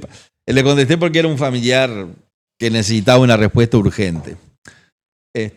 Así que le pido disculpas, pero bueno, lo primero es la salud y lo segundo es la familia. Entonces, si me da un infarto acá, claramente voy a cortar el programa para atenderme, para que me atienda, y la familia también. Bueno, estamos hablando de la suba de impuestos, del presupuesto. Entonces, ya se anunció que todos los impuestos que van, los impuestos no los analizamos porque no tenemos tiempo ahora. Tenemos todo el proceso del Senado, que en el Senado el Frente tiene mayoría, así que lo va a aprobar. Pero todos los impuestos que Orsi dijo que no iba a haber, Cabildo se los aprueba. Es decir, Cabildo Abierto es el que le está permitiendo al Frente Amplio llevar adelante un gobierno en el cual le mintió a la gente. Lo dijo el gracias a Dios que existe el subsecretario Valcorba, secretario de Economía, que dijo, no dijo así, pero que en un comité de base el 25 de agosto, ahora pasado, dijo, no dijo le mentimos, pero dijo, el programa de gobierno nuestro no se puede practicar. Es inviable, es imposible porque necesitamos 5.000 millones de dólares para hacer todo lo que dice ahí y tenemos 148. Mírenla, increíble. En el presupuesto este que mandó el Frente Amplio, hay 150 millones de gastos, digamos, por fuera del presupuesto que viene. O sea, se incrementan 150 millones de dólares. Pero para hacer lo que le dijimos, necesitamos cerca de 5.000 millones. O sea que lo que nosotros le dijimos a ustedes, Frente Amplista, vótennos, que vamos a hacer todo esto, la conclusión que yo saco es, les mintieron. Pero el cuerpo electoral los votó. Votó a unos mentirosos, ¿no? Que pusieron en el programa de gobierno una cantidad de cosas y a los poquitos meses de asumir, Valcorba, que es una persona muy formada desde el punto de vista económico, es un gran economista, y dice la verdad. Valcorba, yo he hablado medio negativamente en el sentido de la ideología del economista Valcorba, pero tengo que reconocer su honestidad, porque es un hombre que dice la verdad. Y dijo otra verdad muy importante, no solamente que el Frente le miente a la gente, y la gente los vota igual, eso sería para otro análisis. Sino que hace varias semanas, en un programa de televisión, Desayunos Informales, Canal 12, cuando le preguntaron cómo venía la posibilidad de que el Parlamento le aprobara los impuestos que el Frente Amplio no tenía en el programa de gobierno, porque dijo, nosotros no vamos a aumentar ni a crear impuestos. El subsecretario Valcorba dijo, estamos trabajando en la reglamentación de los impuestos. Es decir, que si trabajamos en la reglamentación de los impuestos es porque ya sabían que los iban a aprobar, si no, no trabajan en la reglamentación, claramente. Entonces, al decir Valcorba en el programa de Canal 12, estamos trabajando en la reglamentación de los impuestos, estamos diciendo cómo se cobra, cómo bajamos a tierra ese impuesto, cómo lo vamos a percibir, es porque ya sabía que el Parlamento se lo iba a aprobar. Entonces los dirigentes de Cabildo Abierto, que hasta ayer, hoy es viernes, hasta el miércoles dijeron, no, nosotros con respecto a los impuestos hay uno que ya tomamos posición y hay otros que vamos a ver si los aprobamos porque queremos ver en qué se gastan esos impuestos. Eso lo dijeron así, yo lo escuché, me pareció una buena actitud de Cabildo Abierto. Bueno, esto lo votamos porque nos parece bien. Y esto otro, vamos a ver esos millones de dólares que van a agarrar de chapa, digamos. ¿En qué lo van a gastar? Entonces, si lo van a gastar en algo que nos convence, pero resulta que eso no fue así porque después me puse a pensar, pero si el secretario Valcorba, el subsecretario, el economista Valcorba, dijo que estaban redactando la reglamentación con un organismo internacional. Además dijo eso, muy curioso en el Frente Amplio, ¿no? Es decir, vinieron técnicos de organismos internacionales, que son los que nos mandan a nosotros, le faltó decir eso, y ellos, los técnicos de organismos internacionales, que son los que nos mandan a nosotros, con nuestros técnicos estamos trabajando en la redacción de la reglamentación del impuesto. O sea que ya sabían que los votos lo tenían. O sea que Cabildo ya le había dicho, mire, yo les voto todo. ¿Y podemos hablar de Cabildo? Claro que podemos hablar de Cabildo, como podemos hablar del Partido Nacional y del Partido Colorado. Y del Frente Amplio, nosotros somos, no sé, estamos opinando. Claro, Cabildo dice que le prometieron, la balanza tiene dos platos, dice que le prometieron un aumento de 400 pesos por mes a cada soldado a partir del año 27. O sea que en el 2027 van a recibir 400 pesos de aumento por mes. Y van a hacer algo con los deudores O sea, con el plebiscito que Cabildo impulsó y nos llegó a las firmas, es decir, no es que perdió el plebiscito, ni siquiera juntó las firmas necesarias. Bueno, ese intento que es legítimo hacerlo el camino que recorrió Cabildo, la gente no le firmó, bueno, ahora a ver si consiguen mediante una ley que le contemplen algo de eso. Eso es la noticia de prensa. Es decir, que Cabildo habría votado todos los impuestos nuevos, ya arregló antes, mucho antes de ayer, porque del momento que el subsecretario Valcorba dice estamos redactando la reglamentación, pues ya sabía que tenía los votos. Si no, no van a hacer venir gente del extranjero, que vinieron, creo que vinieron porque para trabajar hay que estar, a redactar decretos reglamentarios si no tenían los votos. Es decir que son las cosas de la política. Bueno, digamos que eso fue un paréntesis largo, ¿no? 11 y 18.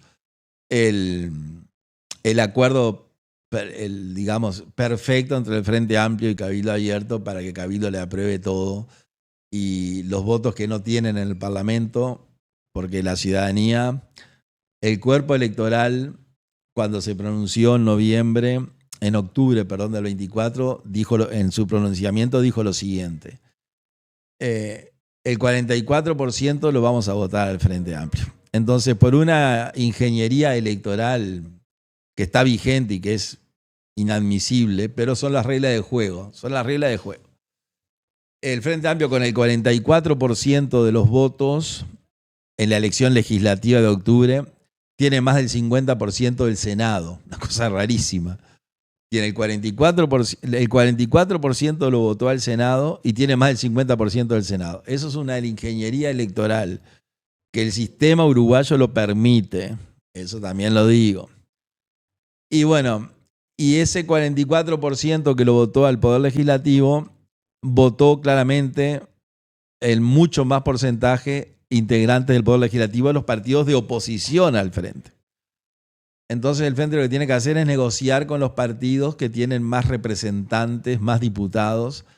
Y bueno, Cabildo Abierto, en una decisión que es válida, o sea, yo sería un atrevido si hablara mal en ese sentido, simplemente hago una descripción objetiva.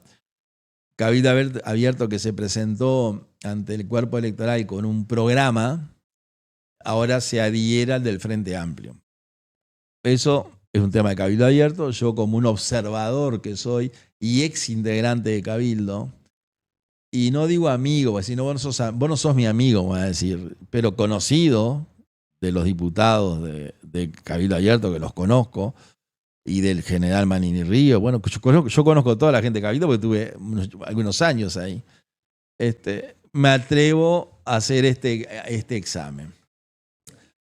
Como dijo el paisano, voy a tratar de enganchar el re menor y volver a lo anterior si es que la mente me ayuda, ¿no? Volvamos al tema sindical.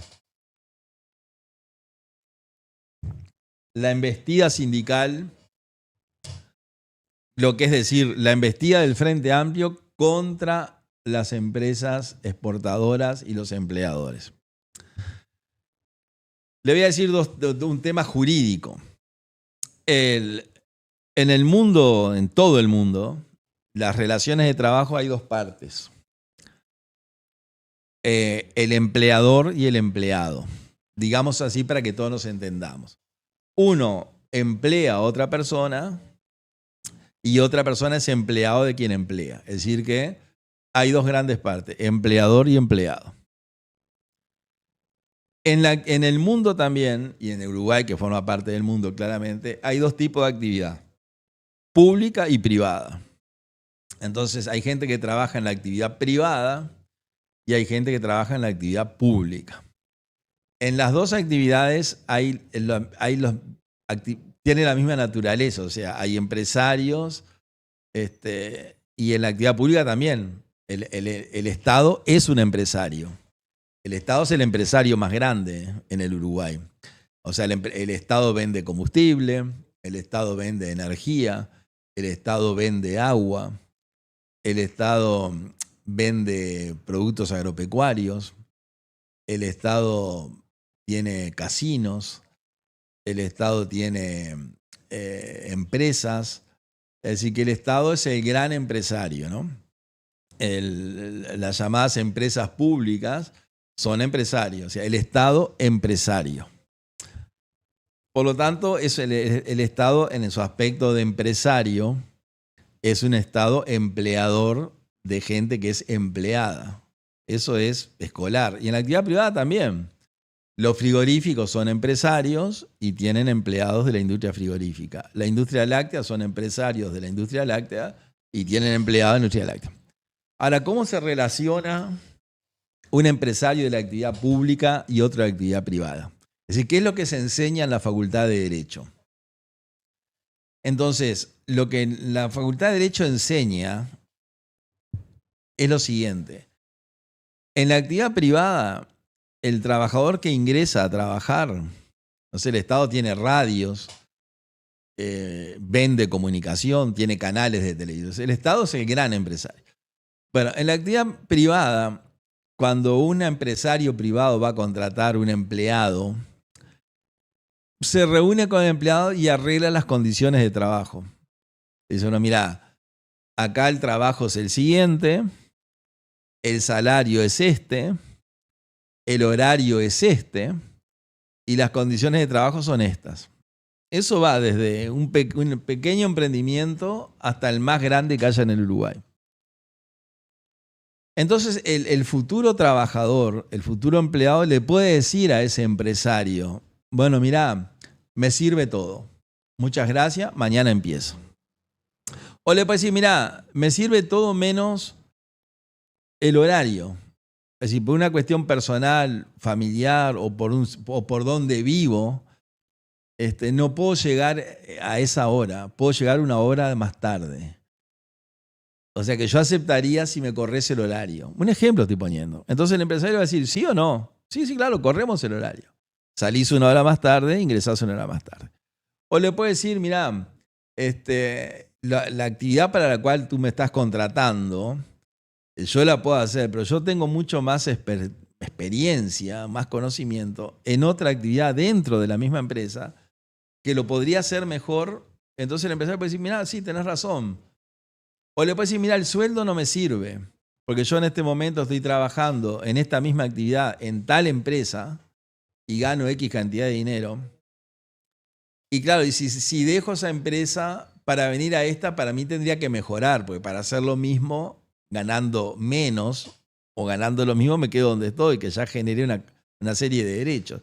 Entonces, si vos me pagás un poco más, yo me vengo para acá. Entonces ahí el empresario puede decir sí o no. Si le dice que sí, bueno, ¿qué es lo que quiero decir con esto? Que en la actividad privada, desde trabajar, no voy a nombrar ninguna actividad para que no quede como algo irrespetuoso. Pero usted imagine la actividad más elemental que pueda haber en el trabajo más elemental al más sofisticado. No sé, ingeniero de la NASA, el más sofisticado. Bueno, en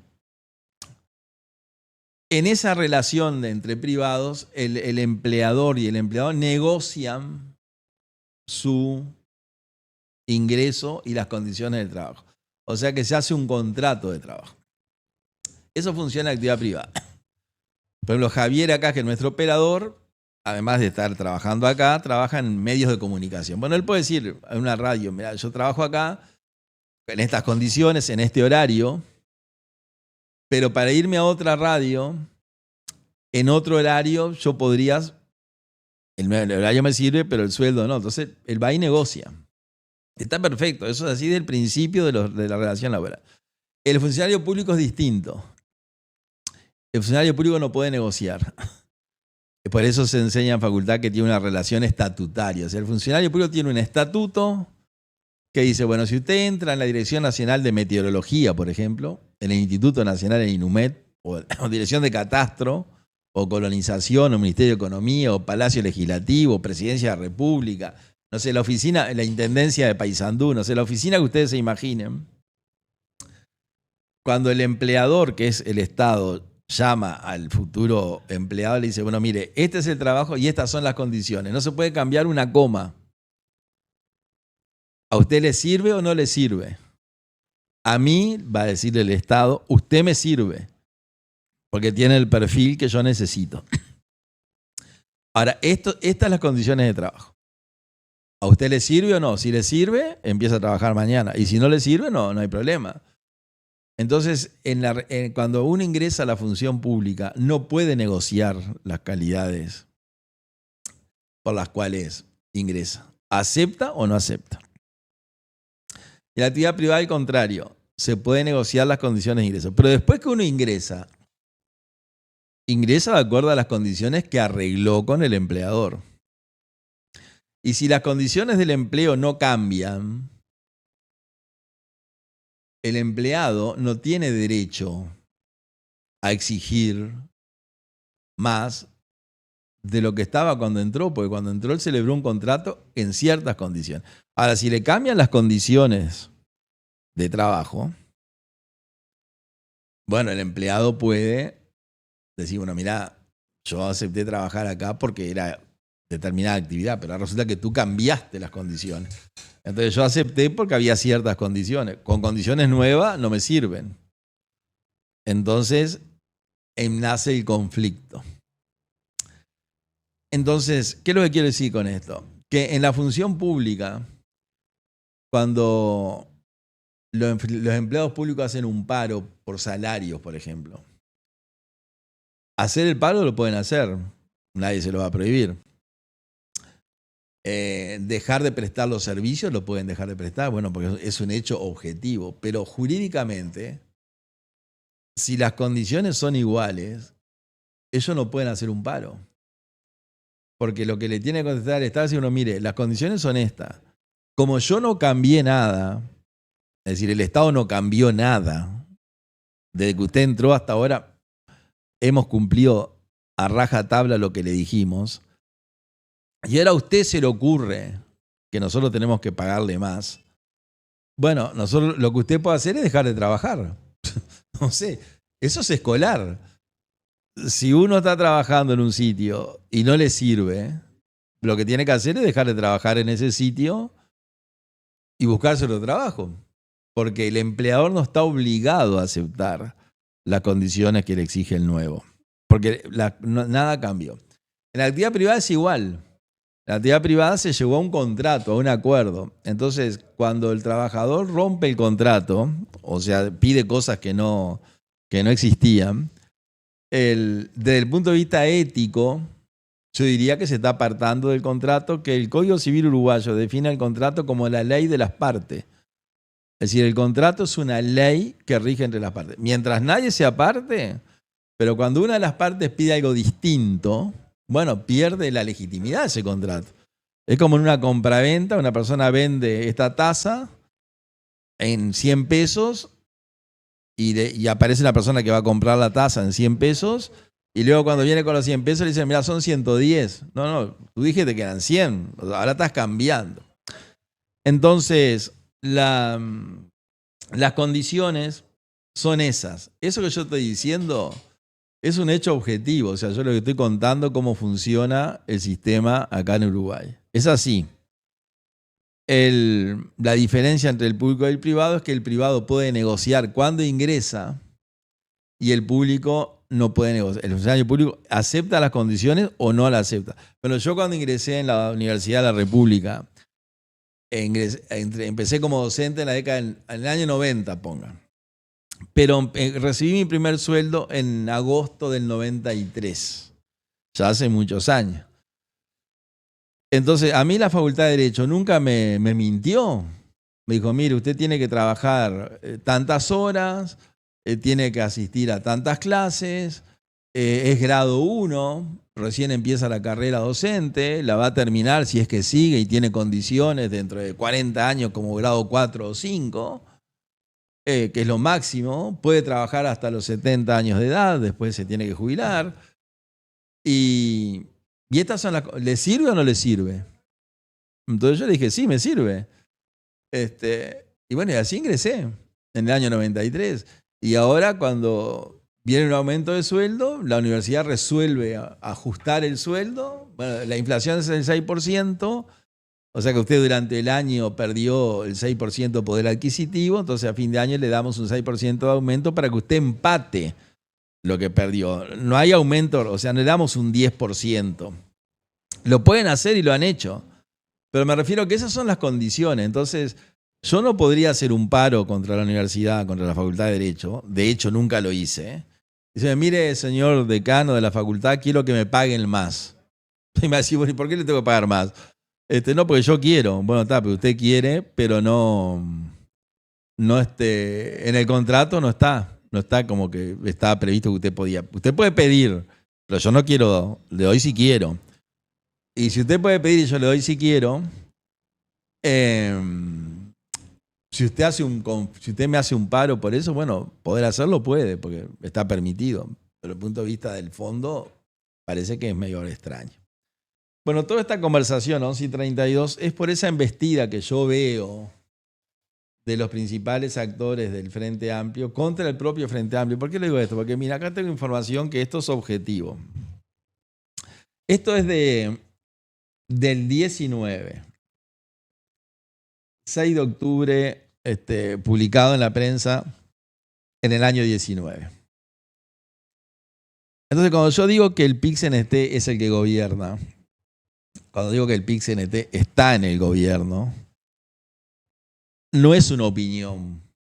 Vieron que yo toda la mañana he dicho, hay opiniones y hay realidades. Que hoy es viernes 10 de octubre, parece que no es una opinión, es una realidad. Bueno, te dicen, no, pero el calendario no existe. Bueno, ese es otro tema. Pero esos son hechos objetivos. Entonces acá tengo una publicación del año 19, pero también tengo del año 24. Entonces la noticia es la siguiente. Miren qué interesante. Dice, la cúpula es el 6 de octubre del 19. Dice, la cúpula sindical del PIX-NT ocupa lugares en las listas del Frente Amplio con el objetivo de ingresar al Parlamento. 2019. El presidente del PIX-NT, Marcelo Abdala, está en la lista del Senado de la lista 1001, liderada por Óscar Andrade, dirigente del Zunca, sindical.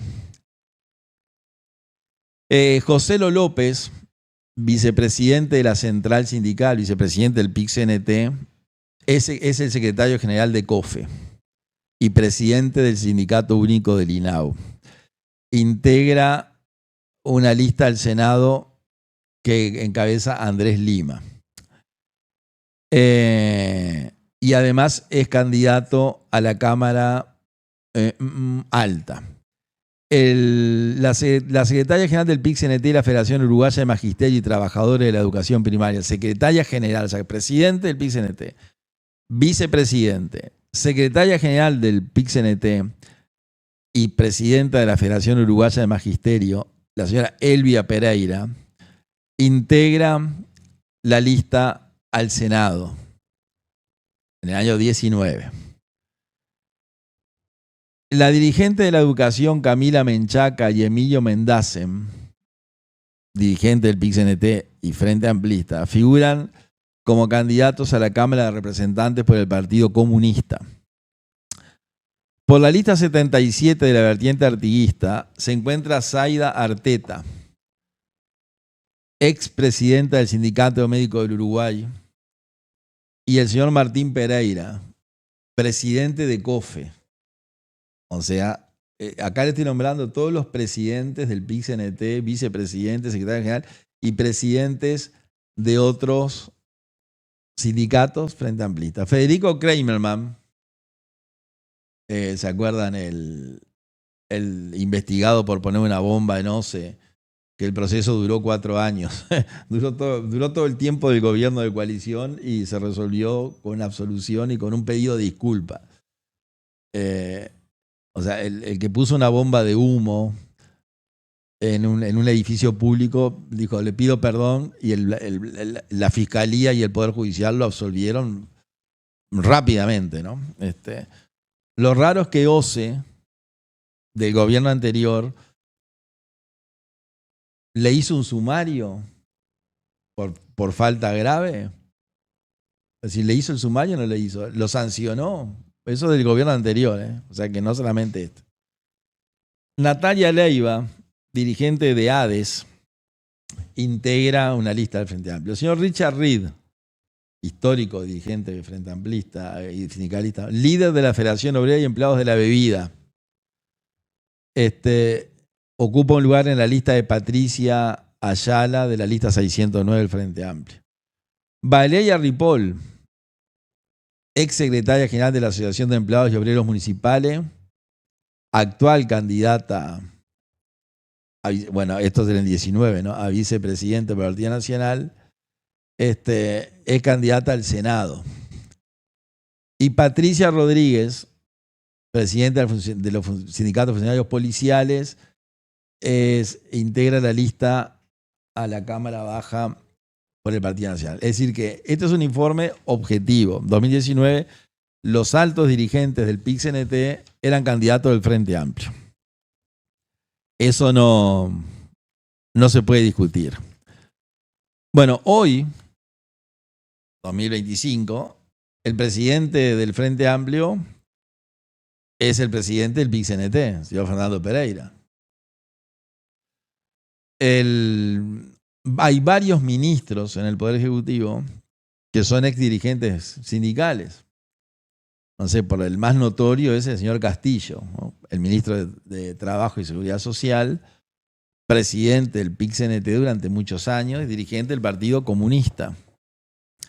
Hay otros ministros que tuvieron un pasado como sindicalistas.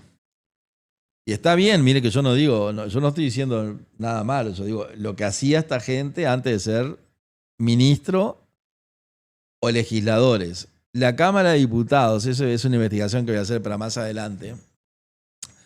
La Cámara de Diputados, yo diría que el 80% de la bancada del Frente Amplio, pero lo voy a traer con nombre y apellido para el programa siguiente. El 80% de la bancada del Frente Amplio vienen de la actividad sindical. Eso yo mire que no estoy diciendo ni que está bien ni que está mal.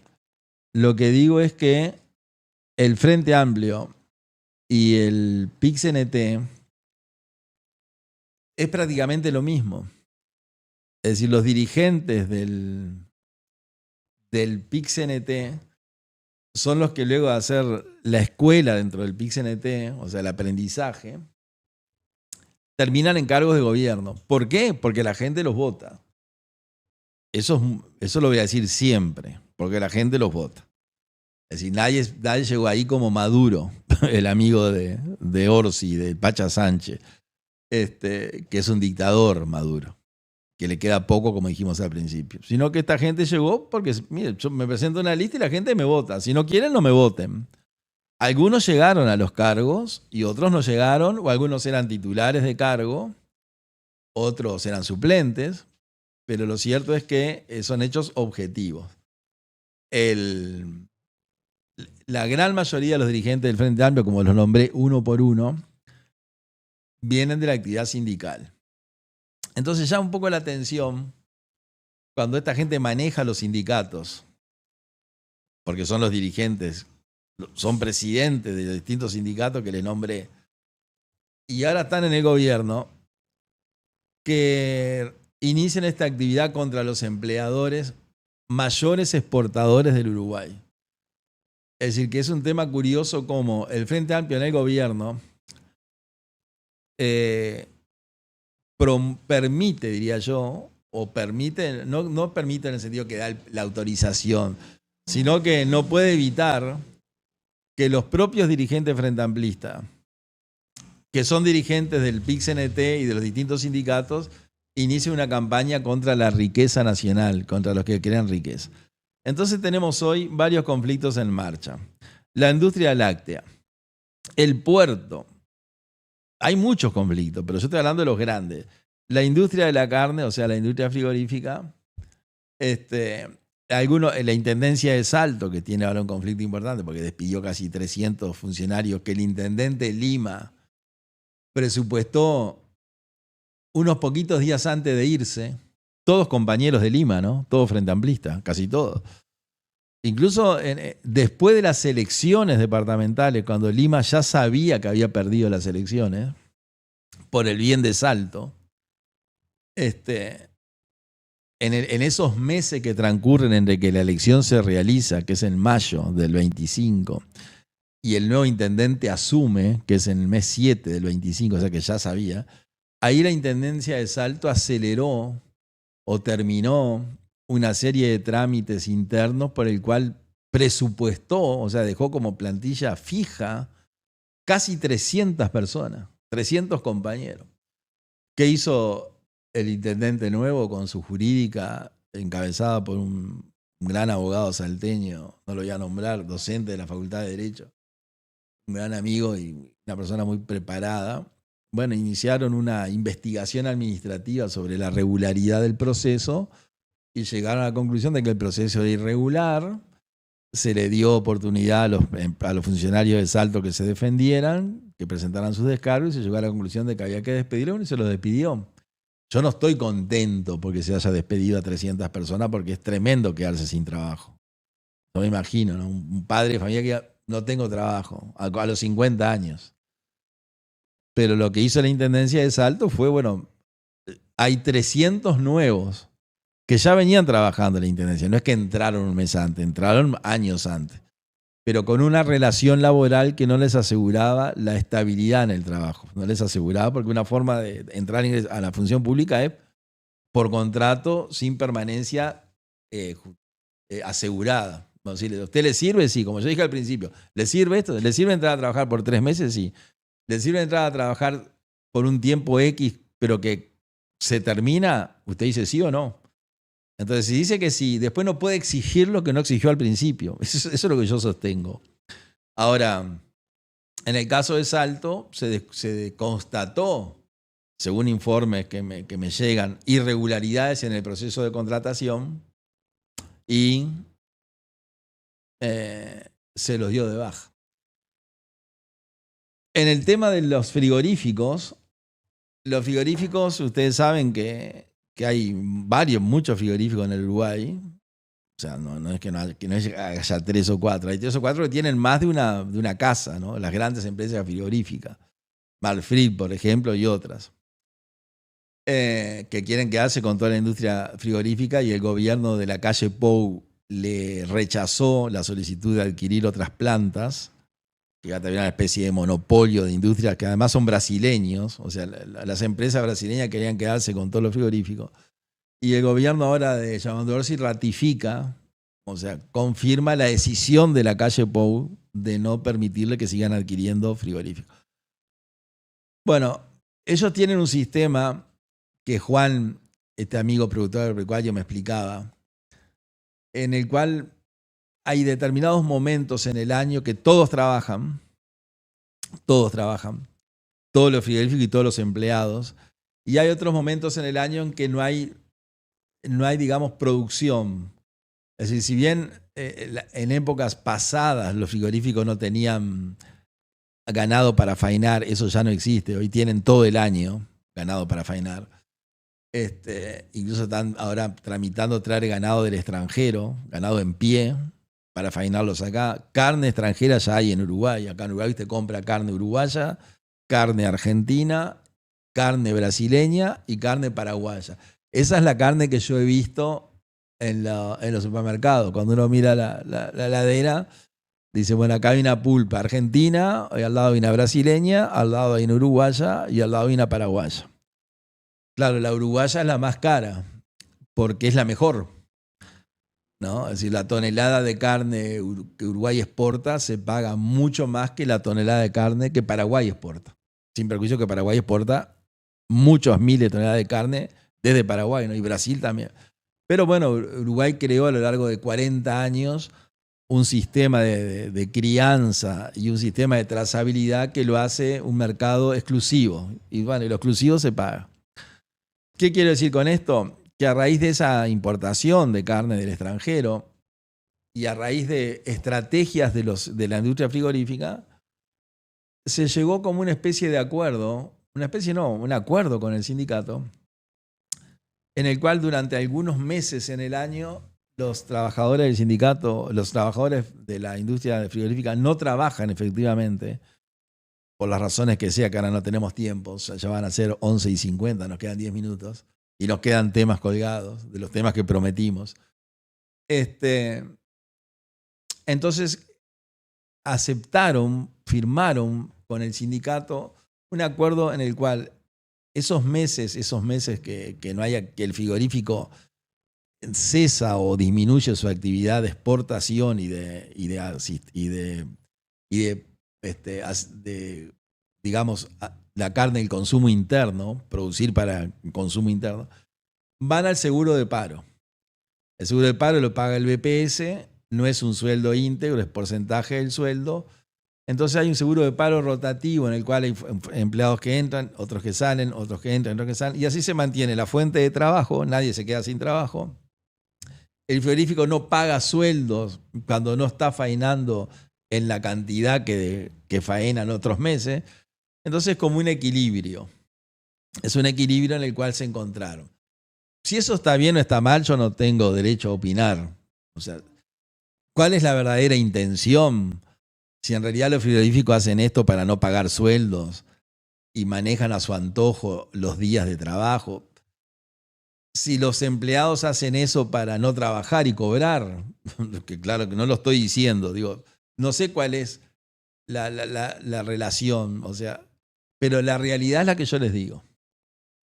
Entonces, si esa es la realidad y se acordó, se llegó a un acuerdo entre el sindicato y los empleados y los empleadores, es raro que se haga un conflicto cuando hay algo que se acordó voluntariamente, nadie obligó a nadie. Entonces es un conflicto un poco extraño, que me llama la atención, estando el PIC-CNT en el gobierno, como está, y el PIC-CNT en la central sindical, como está, o sea que están los dos lados. Y teniendo al ministro Castillo del Partido Comunista, ex dirigente, presidente histórico del PIC-CNT, diría yo, como ministro de Trabajo, o sea que es el que mueve. Bueno, el puerto. El puerto es una cosa rarísima. Según la información que trascendió, tengo acá la información impresa, ¿no? El conflicto en el puerto que dio inicio el jueves pasado, cuando el Sindicato Único Portuario de Ramas y Afín, el SUPRA, efectuó las medidas que paralizan buena parte de la actividad en la terminal Cuenca del Plata, TCP, y eso trajo grandes inconvenientes. La empresa busca implementar un nuevo sistema operativo denominado Navis N4 con el objetivo de modernizar la gestión logística, pero los trabajadores advierten que esa automatización podría, vieron que dicen, no dicen afecta, dice podrían afectar puestos de trabajo. Podrían. No es que va a afectar. Después se demostró que no afectan.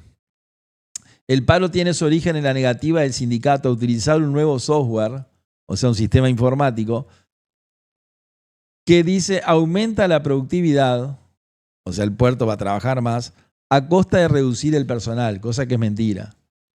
No reduce el personal. Bueno, después vinieron las negociaciones. Según la información que dio el director Jorge Gandini, el director del puerto,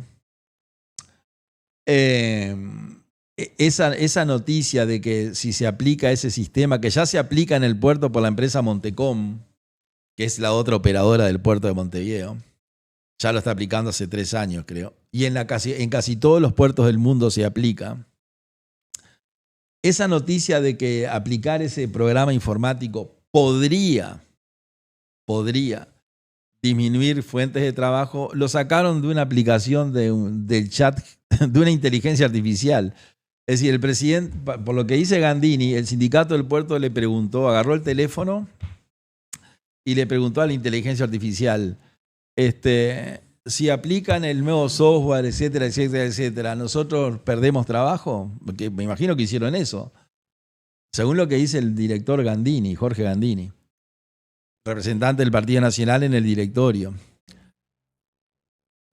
Y entonces el chat, no sé, la inteligencia artificial le dijo, sí, pueden perder trabajo. Entonces, che, mirá que estaba el otro día tomando mate, me imagino que se reunió la directiva del puerto, estábamos tomando mate, y a alguien se le ocurrió preguntarle a este sistema, que hace 3 años lo compraron, el puerto lo compró hace 3 años en la administración de la calle Pou. El personal del puerto, estos que están de paro, se los capacitó para que trabajara en ese sistema, se los capacitó. Se hicieron cursos, o sea, preparó toda la gente. Y después de todo eso, dicen, bueno, vamos a empezar a aplicarlo. Y le preguntaron al teléfono, che, ¿y si hay pérdida de trabajo? Y el teléfono dijo, tal vez pierdan trabajo, entonces hacemos un paro. Entonces pararon el puerto. Pararon el puerto.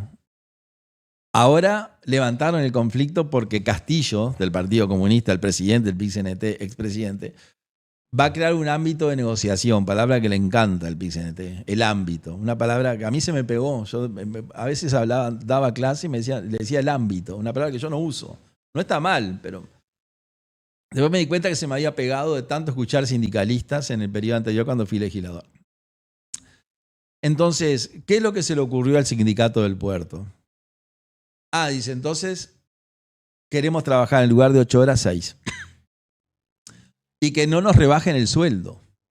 Miren lo que están pidiendo. Trabajar en lugar de 6 horas, en lugar de 8 horas que trabajar 6 horas, que no le tocan el sueldo, o sea que implica un 25% de aumento del sueldo. 25%. Cuando en toda la administración pública y privada el aumento de sueldo anual, el sueldo no aumenta.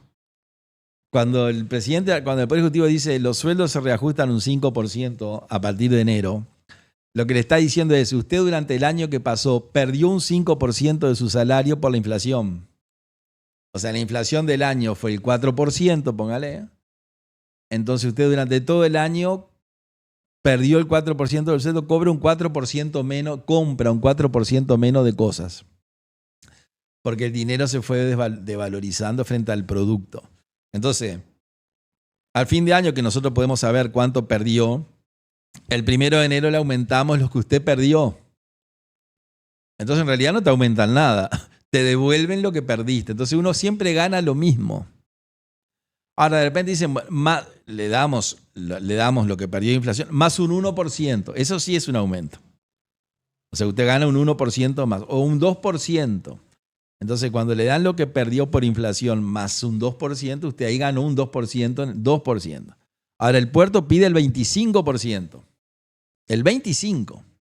Pero no solamente pide el 25%, sino que si los trabajadores de trabajar 8 horas pasan a trabajar 6, según información de las autoridades del puerto, de la empresa a la cual le están haciendo el paro, la que yo le estaba comentando a ustedes, el TCP, Terminal Cuenca del Plata, si le aceptan eso que ya le dijeron que no, además tienen que tomar 120 personas nuevas.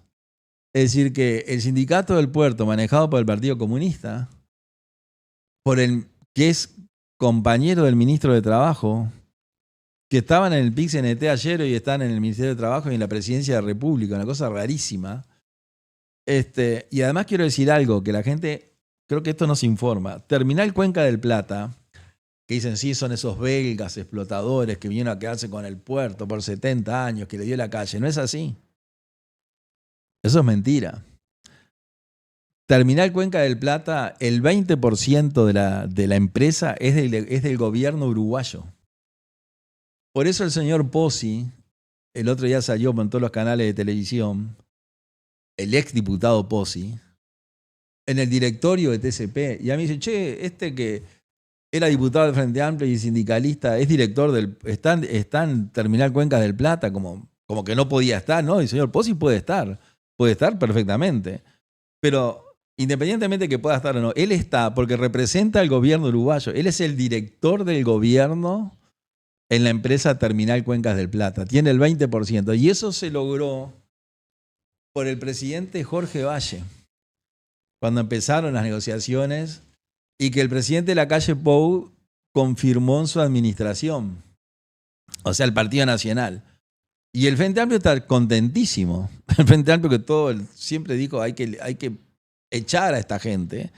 Cuando llegó al gobierno, Orsi nombró un presidente. El vicepresidente es un amigo mío, Frente Amplista, gran persona, un extraordinario. Lástima que es Frente Amplista. Como soy amigo, pero iba a decírselo. Mendiondo, una persona, no sé, 10 puntos. Fue diputado por Río Negro. Amigo de la infancia. Una familia sanducera. Es el vicepresidente, una persona intachable. Y claro, cuando llegaron y se dieron cuenta que el puerto funcionaba, que el puerto ganaba dinero, que el 20% es del Estado, que Uruguay es socio, es dueño. O sea que el PIX-NT le hace un paro al patrón, al empleador, que es el mismo. Una cosa curiosísima. ¿Qué es lo que hizo? Y nos vamos despidiendo. El puerto dijo, mire, nosotros tenemos un convenio de trabajo. ¿Qué es lo que yo dije al principio? Usted entró con estas condiciones. ¿Le sirven bien? Y si no, deje de trabajar. Entonces, ¿qué es lo que hizo el directorio del puerto? Dijo, miren, ustedes ganan más que todos los demás. O sea, los funcionarios de Terminal Cuenca del Plata ganan más que los de Montecom, que trabaja al lado y hace lo mismo. Tienen cursos de capacitación, tienen un sobresueldo muy importante. Tienen una cantidad de beneficios sociales que los otros que trabajan en el puerto no los tienen. Ustedes lo tienen, estos no. Y trabajan silla por medio, pero en otra empresa, otro empleador, chilenos son los empleadores de al lado. Entonces, ¿qué hizo el directorio del Frente Amplio? Dijo, bueno, mañana a las 3 de la tarde dejamos sin efecto el convenio que ustedes firmaron y que aceptaron que esto era así o así. Dejar sin efecto el convenio implica que pierden los beneficios, se terminaban las horas, o sea, todo lo que ustedes ganaron, horas extras, sobresueldo, protección social, atención, comedores, etcétera, etcétera, etcétera, como ustedes incumplen, yo incumplo. ¿Qué hizo el sindicato? Levantó la medida, claro. Dice, che, mirá que perdemos todo. Todos los beneficios. Pero ¿qué hizo Castillo? Puso una mesa de negociación. Y entonces dice que en 10 días tienen que hablar a ver cómo se termina el asunto. Pero en esos días que la terminal tuvo de paro, por capricho de 3 dirigentes frente amplistas, el Uruguay perdió decenas de millones de dólares. ¿Y eso quién lo paga? Ahora, esas personas que provocaron eso, la gente los vota. Bueno, el uruguayo hizo esa opción. Festejen uruguayo, dijo Tabaré Vázquez. Festejen uruguayo. Vamos a ver qué pasa. Bueno, amigos, falta un minuto para que terminemos nuestro programa. Nos quedaron temas pendientes, además temas interesantes. El problema soy yo. Como dijo alguien, el problema de España no es el gobierno, es la oposición. Bueno, acá pasa igual. El problema no es el tiempo, ni Javier, ni Horacio, ni el estudio del pulsómetro. Soy yo que me extendí demasiado. Había prometido hablar de un tema bien interesante y lo anuncio para el viernes próximo. ¿Por qué la gente no quiere tener hijos? ¿Y por qué miles de personas potencialmente que podrían nacer no nacen? Claramente me refiero a la gente joven. ¿Por qué no se tiene hijos?